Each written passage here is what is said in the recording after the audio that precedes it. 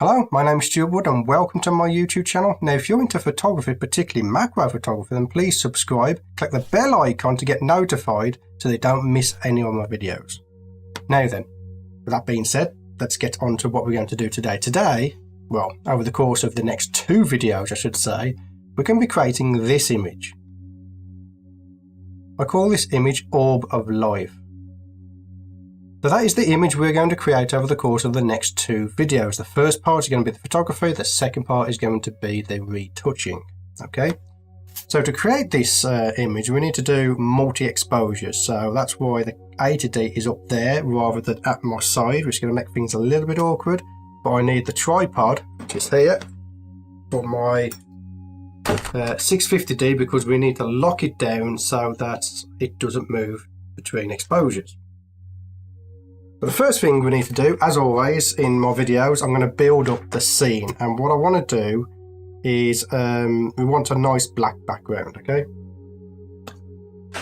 So what I'm going to do for that is add this mirror, which has got a nice stand on it. So what I'm going to do is put the mirror just there. So I have this black, it's like a canvas thing. It came with a light tent. What I'm going to do is I'm going to place this over that mirror I just showed you. I'm then going to tape it down. Hopefully you can see this. I'm just going to tape it down. I'm pretty sure my hat's getting in the way of my overhead camera. But I'm not taking it off. Okay, I've just got to get it into place.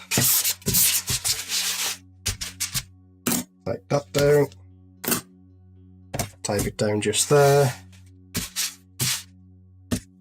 and you need two more pieces of tape.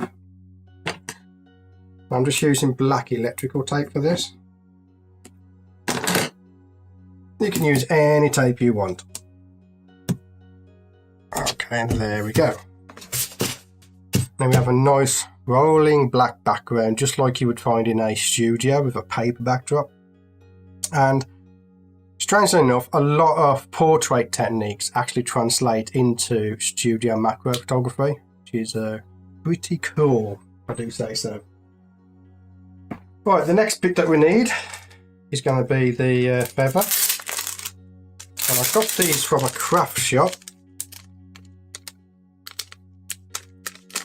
And we're going to get the, what's that, a fairly small one.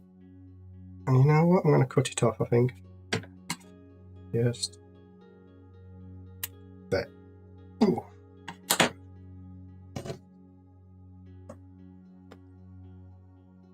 Right, so we have our feather in place. Roughly. I'm going to set the camera up now. And I want to get low down. I need to lower my camera just a little bit. Now, what I find with macro photography, it's easier to set your camera up and then move the subject around in your frame. And what I'm going to do, I'm going to tilt this down.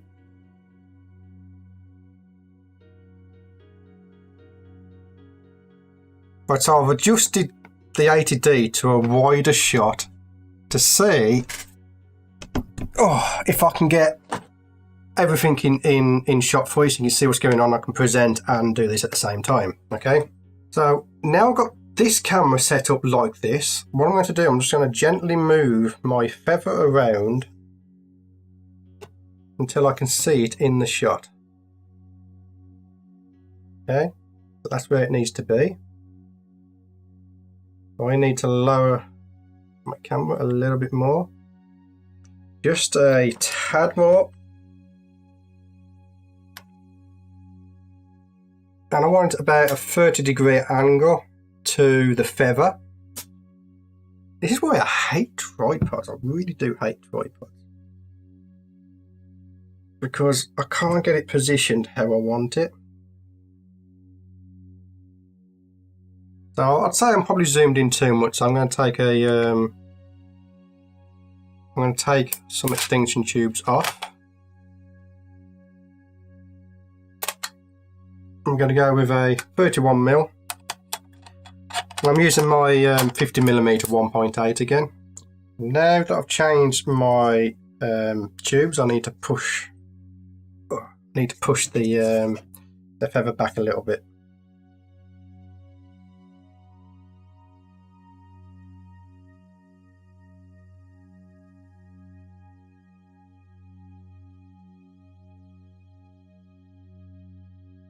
And all I'm doing, I'm just moving the feather around to see what kind of composition I like. A lot of trial and error in these macro pictures.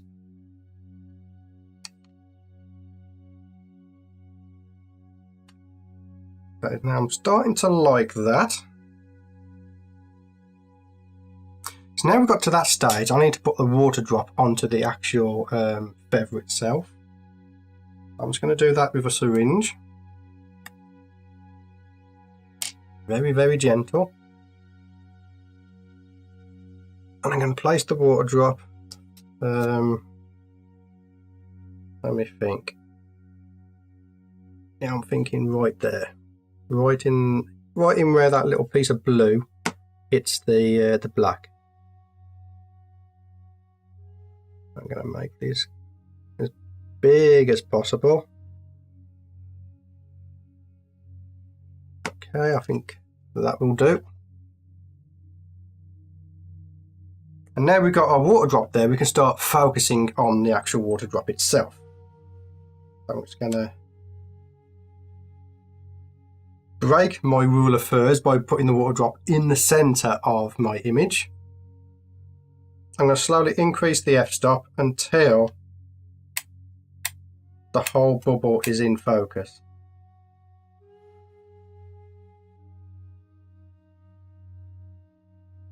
If you have any kind of video on your digital SLR, you'll be able to do live view, zoom all the way in to see if you've got critical sharpness, which I have. Right there. Okay. Now I'm going to move my tripod a little bit because I don't like the composition just there. So now what we have is we have the orb on a rule of thirds. Got to my focus. This Nifty 50's got the most awkward focus ring of any lens I've ever used. Awful. But I wouldn't trade it in for the money because it's an awesome lens. Okay, so let me see if we can see that. So that's my composition at the moment.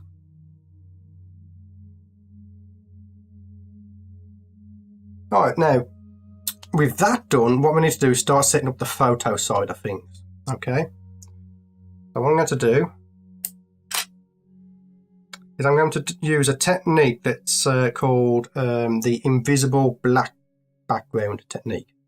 Now, Glyn Dewis teaches this in his portrait photography, but it translates very well into macro photography. So the first thing I'm going to do, I'm going to put the ISO to 100 just before I forget. And the idea here is to get an exposure that is completely black. Now this is going to be very hard for me to do because of my video lights, but for you it should be fairly easy. The first thing I'm going to do is put my f-stop is at 4.5, ISO 100, and then my shutter speed to 1 to 200. Now I can't go no higher than that because we're going to be using a flash. Okay, and I'm just going to take a picture of this. And hopefully it's black. It's completely black, which is perfect. Okay. So what I've done is I've basically instructed the camera to override the video lights so that we have a completely black scene. Next, we have to set these up. And I've got remote triggers. Okay. One goes onto my flash. The other goes onto my camera. And ideally I should have done this before setting up the scene, but you know what it is with us photographers. There we go. Now because I've done that, I'm just going to double check that I still have critical focus. Every time I adjust my camera, it can alter the scene because we're zoomed in on macro so much that it can do that.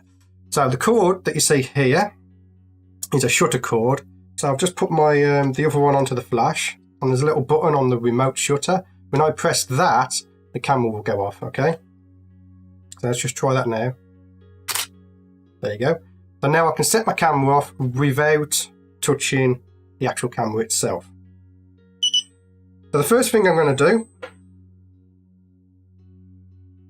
is I'm going to set the flash to the lowest power, and I'm just going to take a picture, and my aim here is to light the entire picture, the entire scene. Yep, okay, so that's perfectly okay like that. So what I want to do, as awkward as this is for me to get into frame, is I want to limit the light coming from the flash. And to do that, I'm going to use a piece of paper, and I'm going to block off the light coming from it. Now, I believe this is called a snoot, I believe, in the photography world. Do correct me if I'm wrong. So I've just got a piece of scrap paper. I'm just going to roll it up.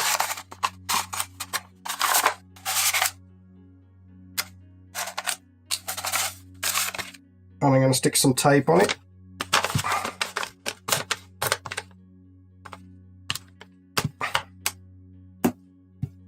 Tape there. And the last bit can go just here. I'm just going to wake my flash up now. I'm just going to give that a shot and see what happens. I'm going to place it as close as I can.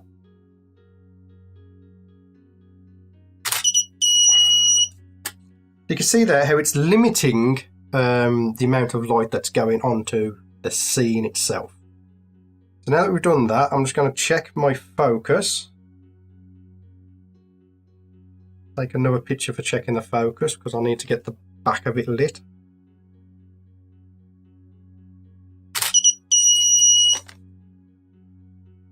In fact, I'm going to change the focus very slightly.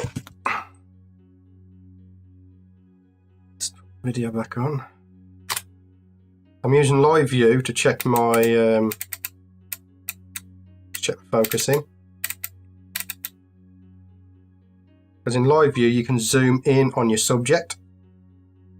And I think I'm going to put my f-stop up a little bit. I want a little bit more of the orb in focus. So I'm setting my shutter speed back up to 200. I'm going to take another shot. There we go, getting a little shaft of light. So I'm going to put the power up on my flash at 1/64th now. Take another shot.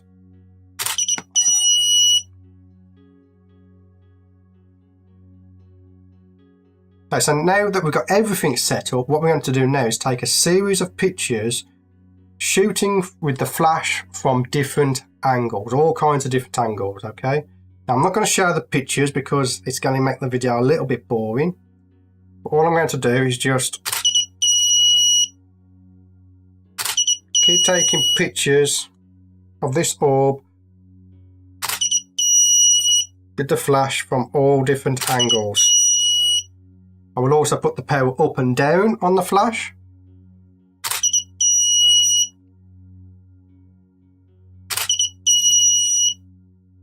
And don't worry about getting the snoot in shot because we can remove that afterwards.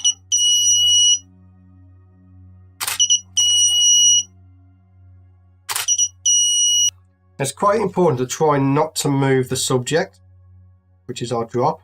But if you do, it's not a big deal so long as the focusing is okay still, because we can fix it in Photoshop. So I've just increased the power to my... Oh, can't see me. I've just increased the power to my flash.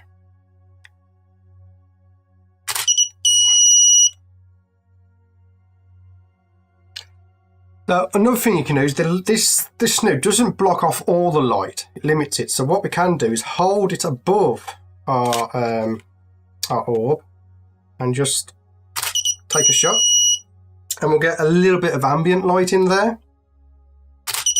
Now whether we use it or not, that's another question, I don't know. We won't know until the next video whether we use it.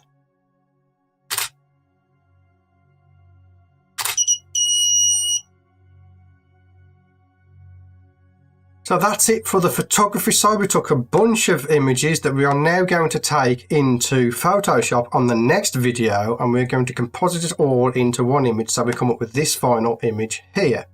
So if you are interested in following along with this video series, it's going to be two videos, then please subscribe. Okay, you'll get, if you click the bell icon, you'll get notified of when the next video goes live, and you can keep an eye out for that. Typically, I'll post on a Wednesday and a Sunday, whenever possible, because family life sometimes gets in the way. If you are following along with this series, then I have everything linked for my equipment. Is always linked in all my videos. The softbox material I got and the feather, I will also put in a link down below. They are affiliate links because they do help out the channel, and I do thank you for doing that. I've also got my print shops down below where I will be putting all of my macro stuff, and also my splatter artwork is there as well for you to look at. Anyway, my name is Stuart Wood. I'll thank you for watching this video, and again, I'll see you on the next video when we're going to do the retouching on the Orb of Life image. See you later, guys.